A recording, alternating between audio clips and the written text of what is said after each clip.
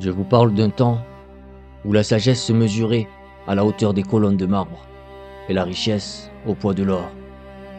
Je vous amène dans une Athènes qui se pare de gloire, qui bruise des discours des orateurs et des pas pressés des marchands sur l'agora. Et au cœur de ce tumulte, au milieu de cette opulence, il y a un homme qui, pour tout palais, a choisi la rondeur d'une jarre en terre cuite posée sur le flanc. Un homme dont l'unique trésor est la caresse du soleil sur sa peau. Une richesse que nul ne peut lui voler. Cet homme s'est donné le nom de chien, car il disait vivre comme un chien, sans honte, sans souci du lendemain, fidèle uniquement à la nature.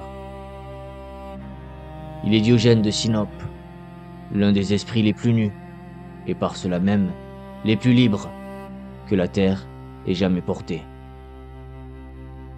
Son histoire ne commence pas sous les oliviers d'Athènes, mais loin de là, sur les rives lointaines de la mer Noire. C'est l'histoire d'un exilé, d'un homme rejeté par sa cité, dépouillé de tout ce que les autres appellent une vie, un foyer, une réputation, une fortune. Mais ne voyez pas en lui, je vous en prie, la folie d'un simple excentrique.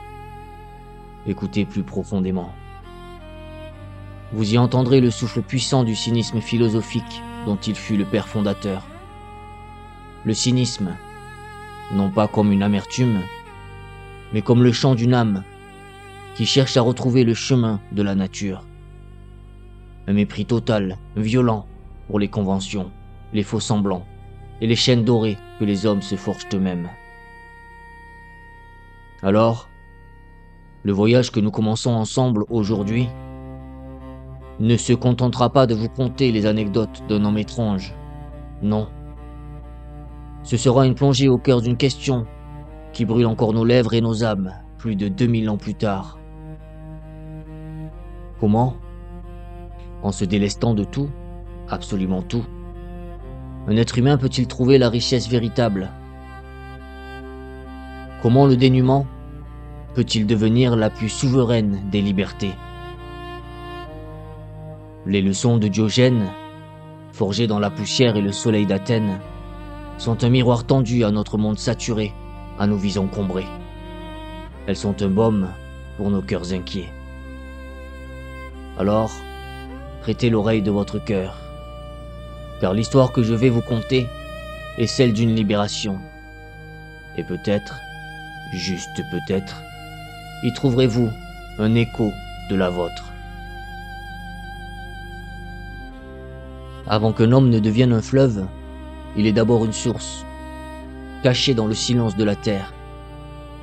Et la source de Diogène se trouvait dans une vie qui n'était pas la sienne. Imaginez une route tracée pour vous avant même votre premier pas. Une route pavée non de pierre, mais de pièces d'or et d'argent. Diogène est né dans le bruit du métal, fils d'un banquier de Sinope. Son avenir était écrit dans les registres de son père. Un chemin de certitude, de responsabilité, de richesses accumulées. Une cage dorée, confortable et sûre. Mais il est des âmes pour qui le confort est une prison et la sécurité un linceul. Un murmure grandissait en lui, une question silencieuse qui le poussa à quitter l'odeur des coffres pour celle de l'encens sacré. Il partit pour Delphes, ce lieu où la terre parle aux hommes, pour interroger l'oracle. Et la Pythie, dans son souffle divin, lui offrit une seule, énigmatique parole. Paracharasein to nomisma. Une phrase qui peut se traduire de deux manières. La première, la plus simple, la plus littérale, falsifie la monnaie. Une invitation au crime, au sacrilège pour un fils de banquier. Mais il est une seconde traduction, plus profonde, plus dangereuse encore. Altère les valeurs, défigure les conventions. L'oracle lui offrait deux chemins, celui de la fraude ou celui de la révolution intérieure. Et Diogène, dans un acte qui scella son destin, commit l'irréparable. Il falsifia la monnaie de son père. Ce que les hommes appellent une chute est souvent le premier battement d'aile de l'âme, car pour cet acte, il fut frappé du sceau de la honte, accusé, jugé, banni.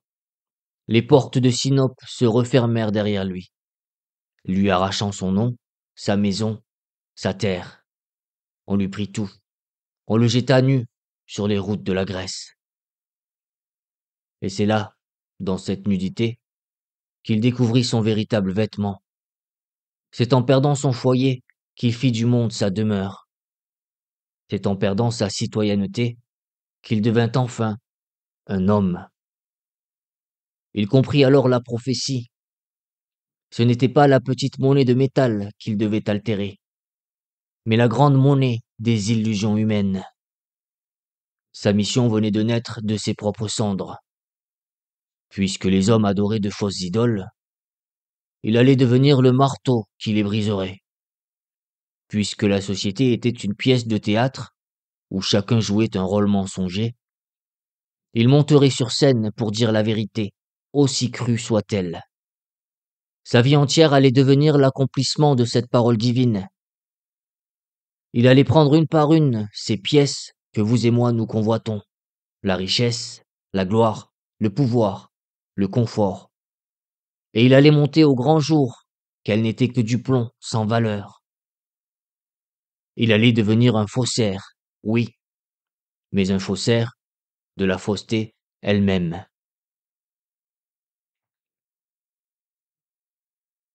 Une fois sa mission révélée, Diogène ne bâtit pas de temple de pierre, car il savait que les hommes s'y cachent pour prier.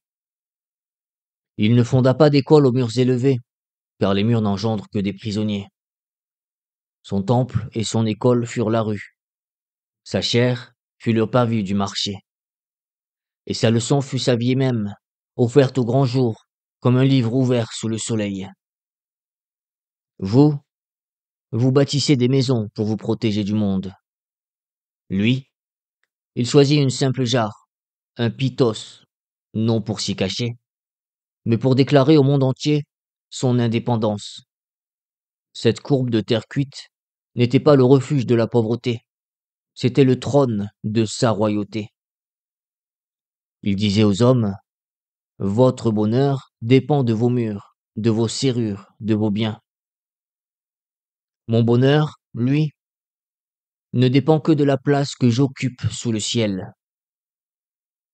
Et de tous les biens que vous accumulez, il n'en garda que 3.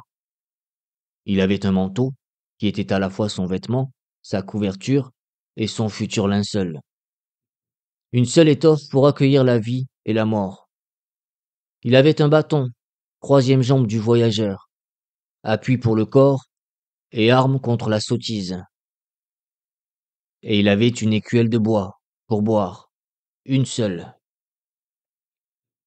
Jusqu'au jour où, près d'une fontaine, il vit un enfant. Un jeune garçon, pauvre et pur, qui puisait l'eau dans le creux de ses mains et la portait à ses lèvres. Diogène le regarda un long moment, puis, sans un mot, il prit son écuelle, son dernier bien manufacturé, et la jeta au loin en murmurant « Cet enfant vient de m'apprendre que je possédais encore du superflu. » Chaque objet abandonné était une chaîne qui tombait. Mais son enseignement le plus radical, le plus dérangeant, il le donnait avec son propre corps. Il accomplissait en public ce que les autres cachent par pudeur. Il mangeait quand la faim venait. Il dormait là où la fatigue le prenait. Il satisfaisait tous ses besoins naturels aux yeux de tous. Les Athéniens, choqués, l'accusaient d'être sans gêne, impudent. Et il leur répondait avec la simplicité d'un sage. Si un acte n'est pas honteux en privé, pourquoi le deviendrait-il en public? N'est-ce pas vous qui avait tissé ce voile de la honte sur les choses les plus naturelles de la vie. Par ce geste, il ne cherchait pas à provoquer pour le plaisir, mais à guérir l'humanité de cette maladie étrange qui consiste à avoir honte de son propre corps, de sa propre nature.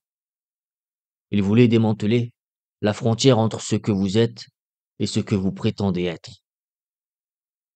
Et puis, il y a cette image, la plus puissante de toutes, qui nous est parvenue à travers les âges. Imaginez la scène. Nous sommes en plein midi.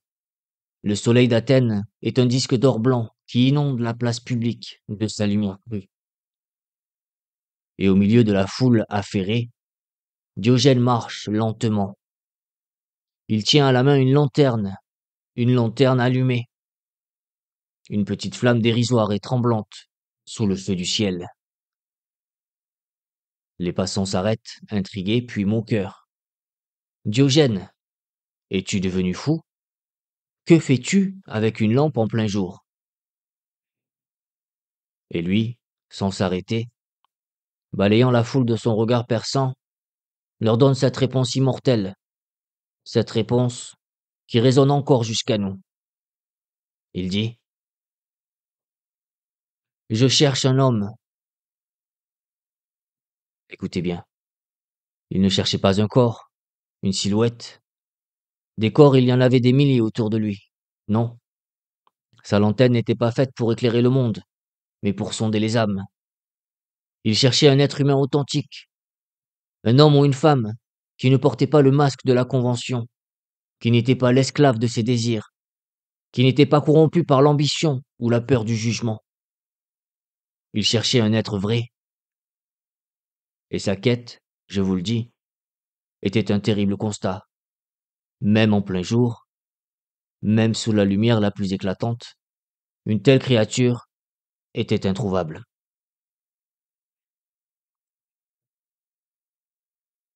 Si la vie de Diogène était l'arbre visible, majestueux dans sa nudité, alors sa pensée en était les racines, invisibles et puissantes, puisant leur sève au cœur même de la nature. Et ces racines reposent sur 3 piliers de granit. Le premier pilier, le plus profond, est une forteresse que l'on bâtit à l'intérieur de soi. Il a nommé autarkeia, l'autosuffisance. Regardez les innombrables fils qui vous lient au monde. Le fil de l'argent, le fil de la réputation, le fil du désir, le fil de l'amour même des objets. Chaque fil est une chaîne potentielle. Diogène, lui, a passé sa vie à couper ces fils, un par un, car il avait compris que la seule liberté qui vaille est celle de l'âme qui n'a besoin de rien, en dehors d'elle-même, pour trouver la paix. Son bonheur était une prière silencieuse, une vérité simple comme le ciel. Le bonheur, disait-il, c'est de n'avoir besoin de rien. Les dieux sont heureux parce qu'ils n'ont besoin de rien. Donc celui qui a le moins de besoin se rapproche le plus de la divinité. Ne voyez pas là un éloge de la misère, mais un hymne à la richesse intérieure. Et vous demande, votre joie dépend-elle de ce que vous avez ou de ce que vous êtes? La forteresse de l'âme, qui n'attend rien du monde, est imprenable. Le deuxième pilier est une expansion du cœur. Un jour, un homme s'approcha de lui et lui posa la question la plus commune de ce temps. Une question qui définissait votre identité, votre place dans le monde. Diogène, de quelle cité es-tu? Et lui, regardant au-delà de l'homme, au-delà des murs d'Athènes, répondit par ce mot qui fit trembler les fondations de la Grèce. Cosmopolites. Je suis un citoyen du monde. Comprenez-vous la puissance de ce mot? À une époque où votre valeur était votre citoyenneté, où être athénien ou spartiate était tout, il venait de faire exploser toutes les frontières. Pour lui, Les murs des cités étaient des prisons invisibles qui séparaient les hommes. Le patriotisme n'était qu'un amour étriqué. Diogène ne se définissait ni par sa naissance, ni par sa langue, ni par sa culture. Sa patrie était la terre entière, son peuple, l'humanité, et sa seule loi, la loi de la raison universelle qui brille en chaque être. Il ne vous demande pas d'où vous venez, mais qui vous êtes ici et maintenant sous le même soleil. Et enfin, le troisième pilier. La voix de cette âme libre et universelle. Ce pilier se nomme parésia. C'est le devoir sacré, l'obligation morale de dire la vérité, toute la vérité, sans phare, sans peur, et surtout, face au pouvoir. Pour Diogène, le pire des poisons n'était pas la ciguë, mais la flatterie.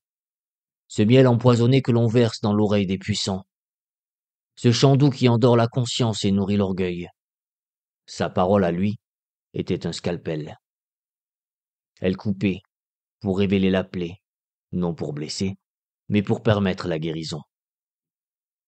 Il savait qu'une vérité brutale est un acte d'amour bien plus grand qu'un mensonge réconfortant. Car la vérité, même lorsqu'elle dérange, est le seul chemin vers la liberté.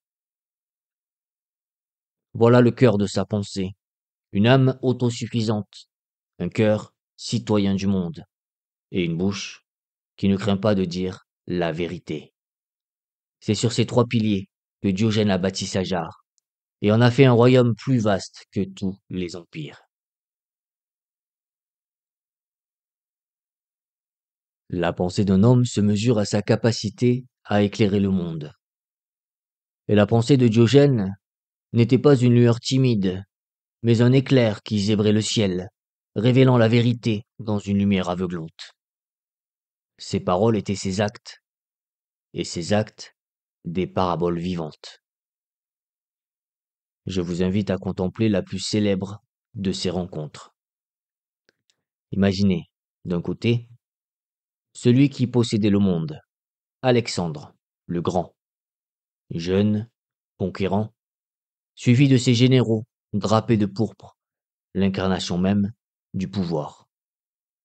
De l'autre, celui qui ne possédait rien, Diogène, vieux, à moitié nu, simplement assis par terre, prenant son bain de soleil. Le pouvoir vint au-devant du dénuement. Alexandre, fasciné par cet homme qui ne craignait rien, se tint au-dessus de lui, projetant son ombre sur le philosophe.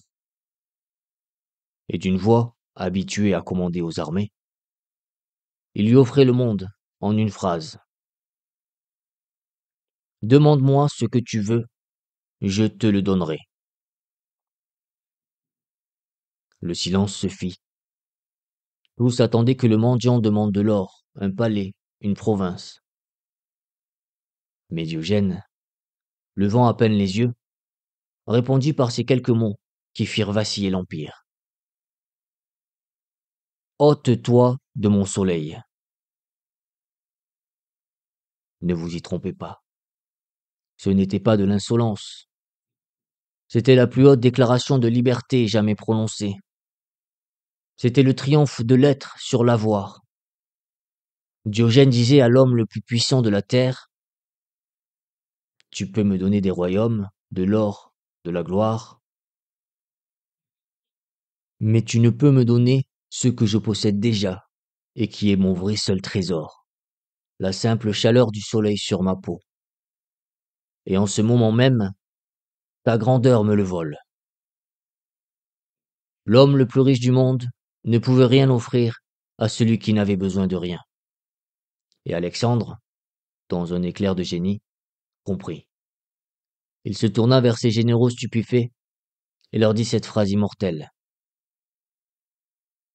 En vérité, si je n'étais Alexandre, j'aurais voulu être Diogène. Mais si Diogène affrontait le pouvoir des rois, il défiait aussi le pouvoir des idées. Un jour, dans son académie, Le grand Platon, l'homme qui pensait le monde en concept parfait, définit l'homme avec une formule qui se voulait brillante. L'homme est un bipède sans plumes.